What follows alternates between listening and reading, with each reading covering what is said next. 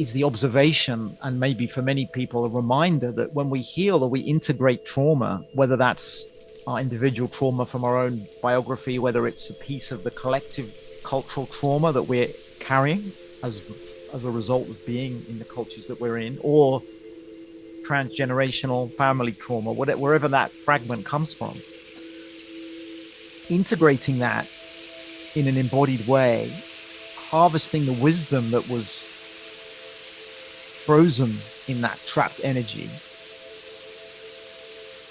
turns us into a different person. We are different through the healing. We are expanded. We're stretched bigger. We have a broader view. We have a deeper capacity to relate. It's not, I think sometimes in the kind of conversation around healing, people think of it, oh, there's something bad I've got to get rid of. It's like there's a problem I need to fix, or there's something that's wrong with me that if I'm better, I'll be okay. No, it's not like that. And a lot of what I've been learning about healing is that it's about how we're hosting the bad things, hosting them in our system. It's not necessarily that we're going to get rid of them, but we have a lot more choice about how we host what's painful. And that's a powerful move. But yeah, it's about becoming somebody new. And actually, I would again argue, so closer to who we really are. It's the trauma that separates us from that, our essence, from our soul, you might say. And the more we move into that safely together and bring that traumatic material into relation, the more we can download more of ourselves, maybe for want of a better image, but that's what it feels like sometimes. There's more of me present now than there was when I was still carrying a lot of that untended wounding that we all have. It strikes me that there's a paradox there as well, in the sense that kind of becoming more of me, becoming more connected with myself, is also becoming more connected with the world. In a spiritual sense, you know, I'm less separate from the whole. I'm less separate from God or spirit. And so becoming more of me is becoming more of full participation with life.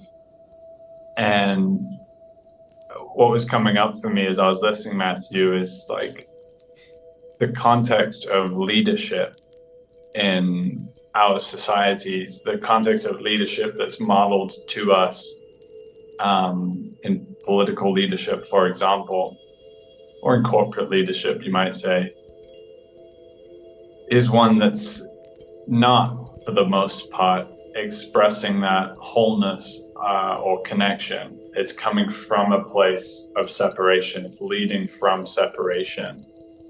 And this is affecting our decision making. It's affecting our capacity to have the kind of reverence for life, reverence for the natural world, that allows us to kind of move forward.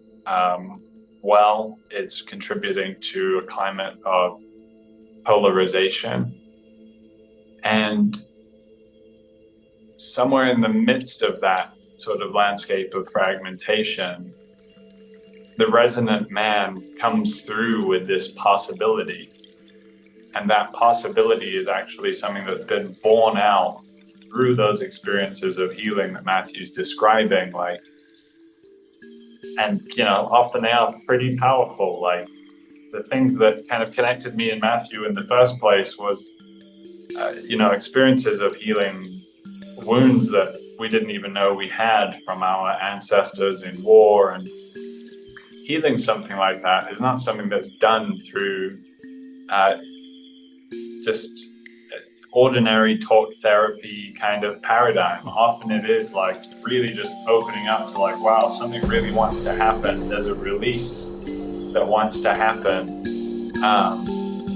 And being able to like know when is that moment that I need to kind of tune into that impulse and let this thing come through, let this thing move.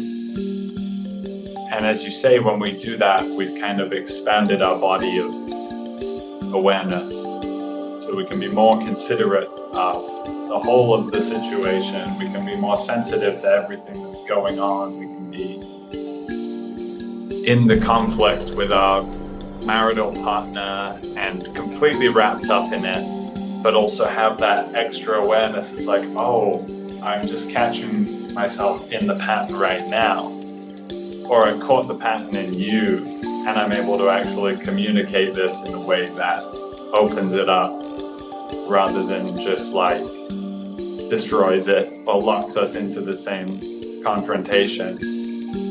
So I think the resonant man is also about a wholesome quality of leadership. We talk about leading from the center, leading from an awareness of the whole of the field, and leading from the heart rather than a rigidity of mind. Wonderful.